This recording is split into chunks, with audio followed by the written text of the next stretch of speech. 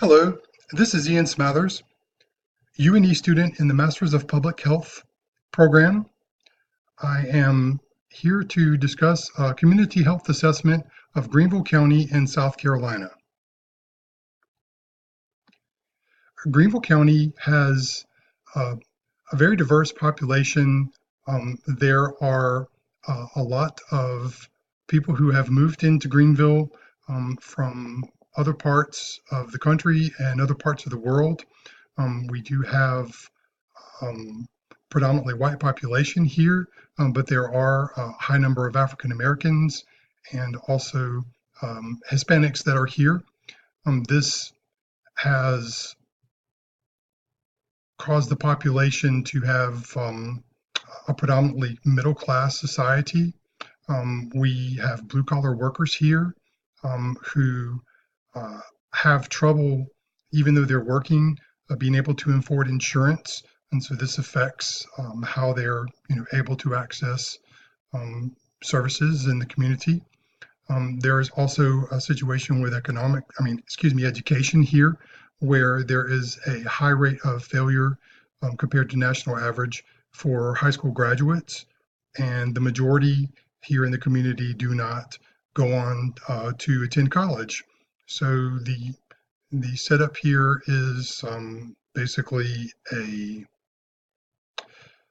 community that is faced with some challenges due to the socioeconomics that are here. Now, in terms of the geography and how that plays into access of services, there is a tight central downtown area which has seen an amazing boom over the last decade. Greenville is actually rated as the fourth fastest growing county in the United States due to this growth. There are a lot of people that come here to live and work because of the boom that's happening here in this town. Um, there's a lot of high tech industry, nationally acclaimed hospital systems, but the county is far spread. And because of the amount of square miles in the county, which is roughly about 800 square miles, there are some areas that are highly urbanized, very dense population there. But then there are also some isolated areas that are very remote. There are people that live in those areas that have transportation issues, and that makes it very hard for them to be able to access services. Additionally, because of the boom that's happened here in Greenville, there's been perhaps some unintentional gentrification that has happened due to this progress and the rate of growth. The areas that were once poor have some of them have seen some significant improvements there in the infrastructure and improvements in the interest in people here using those parts of town for new businesses, restaurants, commercial sectors. So because of that, that puts some of those people there in reach of services, that are available, such as food or healthcare, but they have trouble because of their socioeconomics and being able to access those services. Disease and health issues that are occurring here in the county. Obesity is rather high. We're at approximately a third of the total population of Greenville County rated as overweight or obese.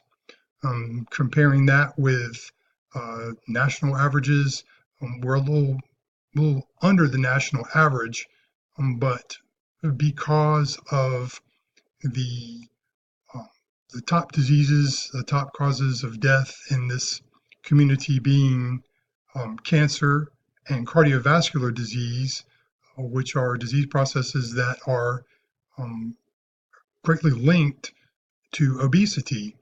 Um, Additionally, there are also pulmonary issues and diabetes that are becoming more prevalent in the community.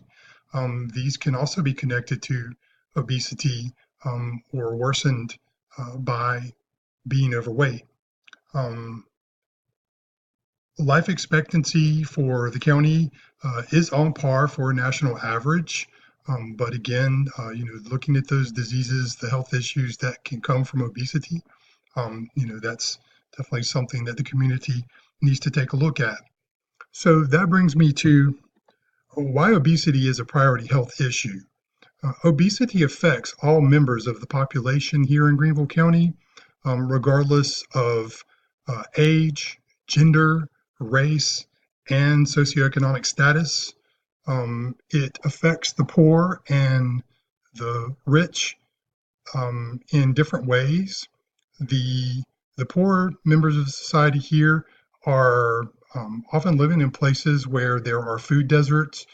There's not an interest in local business in moving some of the nicer grocery stores that are located in the more affluent parts of town into these areas.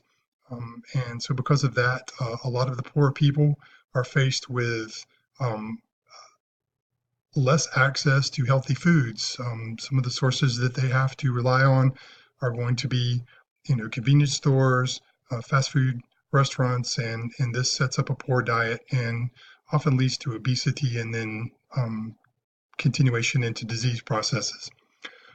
The rich are affected differently because they live in areas where there's plenty of access to high calorie, high fat food sources.